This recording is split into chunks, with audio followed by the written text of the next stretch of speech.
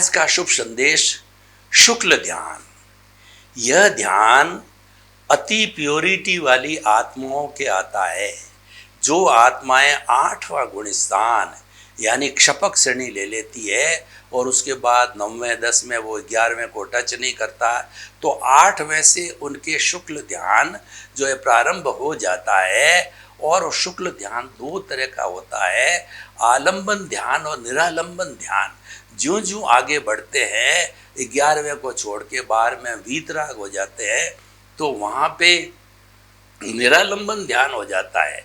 और जो केवली हो जाते हैं 13वें गुण स्थान में, वो पूरे निरालंबन ध्यान में ही रहते हैं। उनको कोई ध्यान करने की आवश्यकता नहीं है, क्योंकि उनके पास तो केवल ज्ञान है। भूत भविष्य वर्तमान जड़ और चेतन की हर अवस्था का उनके पास में ज्ञान है।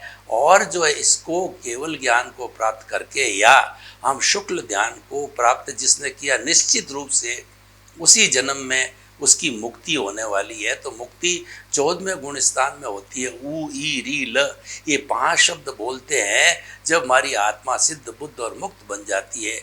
इसलिए शुक्ल ध्यान नॉर्मल व्यक्ति के नहीं होता है। इसको जो है उपमा दी गई है कि ये वाइट चमकती हुई ब्राइट पट्टी का जो है शुक्ल ध्यान के रूप में बता गया। शुभ लेश्या होती है, ये होती है शुक्ल लेश्या भी कहलाती है। ये शुभ भाव आते हैं, मुक्ति के भाव आते हैं।